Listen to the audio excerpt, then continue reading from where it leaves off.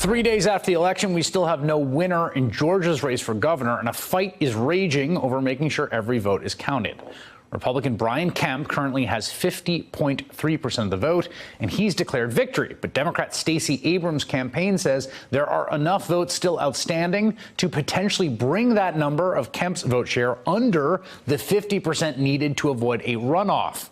Kemp resigned from his post as Secretary of State yesterday, following a lawsuit filed by Georgia voters accusing him of using, quote, the official powers of his office to interfere in the election to benefit himself and his political party and disadvantage his opponents. As Secretary of State, Kemp oversaw an electoral system notorious for implementing measures making it harder to vote, including purging more than 1.4 million voters from the rolls and putting 53,000 registrations on hold right before the deadline to register for the midterms. For more on how the Abrams campaign is fighting to get a runoff election, I'm joined now by Lauren Groh-Wargo. She's the campaign manager for Stacey Abrams. Lauren, I guess first, where do things stand right now? Well, thank you for having me, Chris.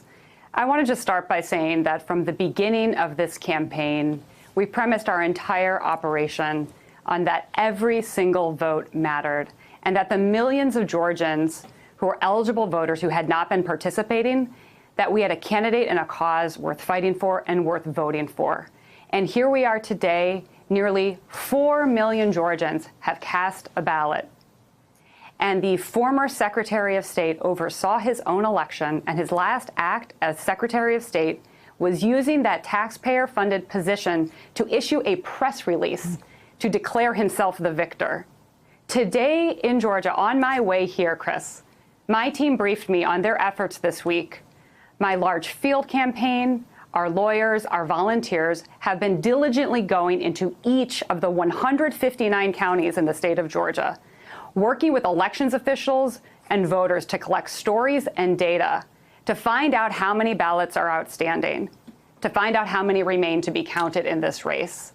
And that number is exactly, I want to give you the exact number that we have found, is 30,823.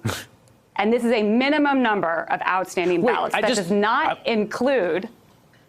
Okay, let me stop you there before you get to that. I just want to understand what's going on. You're saying there's 30,823 outstanding ballots that you have determined through your personal campaign staff going to each county and talking to elected officials.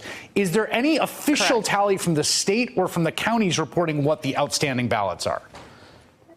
Currently on the Secretary of State's website, it reports that there are approximately 21,000 outstanding provisional ballots. There is no list associated with those numbers. It is just a number broken down by county. Here's the reality. Each one of the 159 counties has a handwritten paper list of voters who cast an emergency paper ballot or provisional ballot.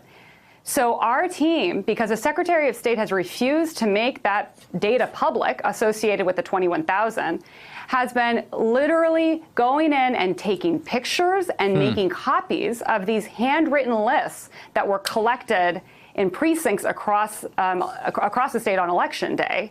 And they've tallied those numbers up along with data analysis that we have done on outstanding early votes and mail ballots. And our current best guess is that there are at least 30,800 outstanding ballots. Now, this does not include the military and overseas ballots that in Georgia had to be received by the end of today. That number I gave you does not yet include those numbers. And it doesn't include potentially other hundreds and thousands of provisionals that are stacked up in a corner or data glitches. I mean, we have seen an unbelievable number of irregularities and problems voting that are directly linked to Brian Kemp's horrible election administration with 16-year-old machines that were breaking down throughout early vote, breaking down throughout Election Day.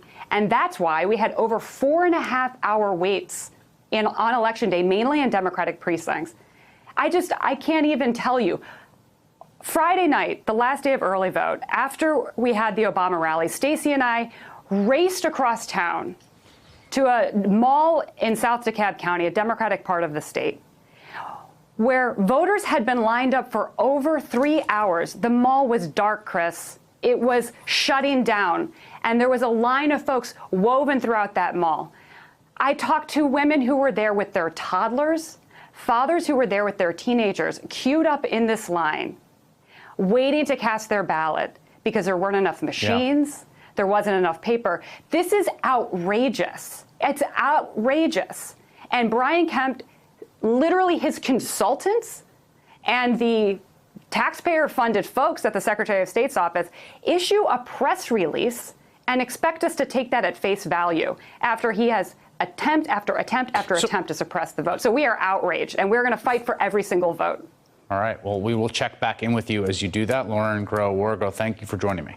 Hey there, I'm Chris Hayes from MSNBC. Thanks for watching MSNBC on YouTube. If you want to keep up to date with the videos we're putting out, you can click subscribe just below me or click over on this list to see lots of other great videos.